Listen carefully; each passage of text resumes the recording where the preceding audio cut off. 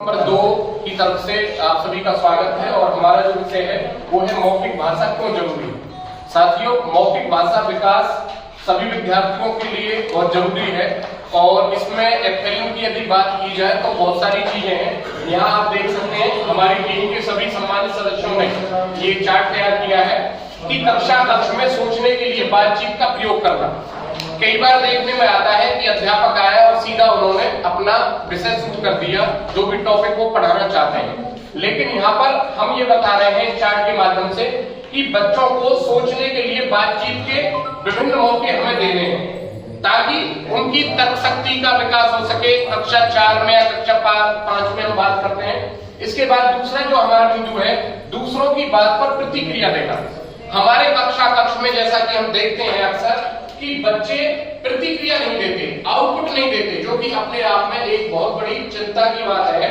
तो मौखिक भाषा में बच्चे अपनी प्रतिक्रिया दें, क्वेश्चन करें कक्षा कक्ष में, ये बहुत जरूरी है।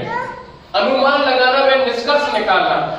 यदि कक्षा 3 या कक्षा 4 की बात करें, वहां पर हमारा बच्चा कोई अनुमान लगा रहा है, कोई गैस कर रहा है, इसके साथ साथ वो निष्कर्ष भी निकाल रहा है, तो ये बहुत जरूरी है। इसका मतलब हम मौखिक विकास की उद्देश्यों को प्राप्त कर रहे हैं यदि हमारे कक्षा कक्ष में ये हो रहा है। इसके साथ साथ मुख्य विचार पकड़ना।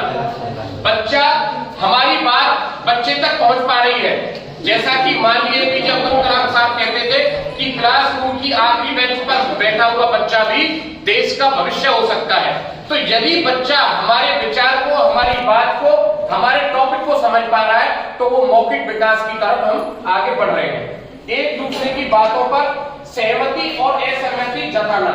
साथियों, आमतौर पे देखा गया है कि बच्चे सहमति तो जता देते हैं, लेकिन जो ये असहमति है ये बड़ा पेचीदा मामला है।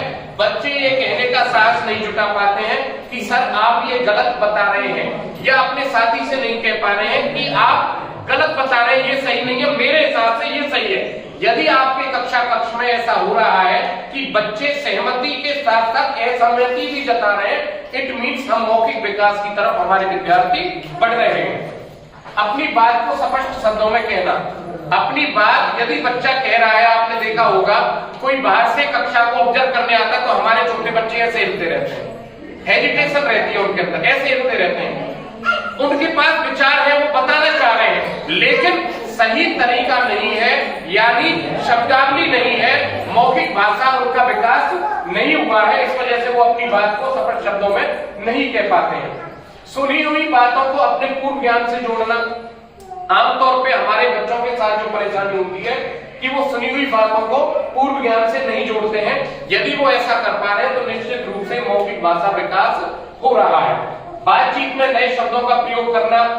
यदि वो हमसे बातचीत के हम उन्हें मौके दे रहे हैं कक्षा कक्ष में, तो निश्चित रूप से नए नए शब्दों का, जैसे उदाहरण में देख रहा हूं आपको, कोविड आया, हम सभी पढ़े लिखे लोग यहाँ बैठे हुए, तो कोविड में भी कई ऐसे शब्द आए, बहुत सारे, सोशल डिस्टेंसिंग हो गया और सैनिटाइजर, और ये बहुत सारे ऐसे शब्द थे जो हमने बहुत ज्यादा प्रयोग नहीं किए और फिर छोटे छोटे बच्चे भी उनका प्रयोग करने लगे।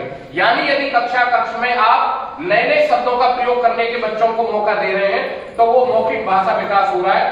प्रश्न पूछना बहुत बड़ी समस्या हमारे कक्षा कक्ष में है कि बच्चे इन्वॉल्व नहीं होते, बच्चे प्रश्न नहीं करते।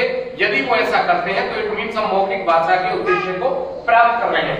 अपनी बात सही साबित करने के लिए तर्क देना बहुत अच्छी बात है। जब तर्क शक्ति की बात आती है, जिज्ञासा करने वाले क्वेश्चनों की बात आती है, तो कक्षा 3 में, पहली दूसरी में शायद हम यहाँ तक नहीं पहुंच पाएंगे। ये तर्क वाली जो बात है मेरे हिसाब से कक्षा 3 और 4 में है। तर्क वाले क्वेश्चन बच्चा बड़े होने पर करता है, तो यदि ऐसा वो कर पा रहा है तो निश्चित रूप से मौखिक भाषा विकास की तरफ बढ़ रहा है। और साथियों, पिछले दिनों डिपार्टमेंट की तरफ से, निपुण हरियाणा की तरफ से एक गतिविधि कराई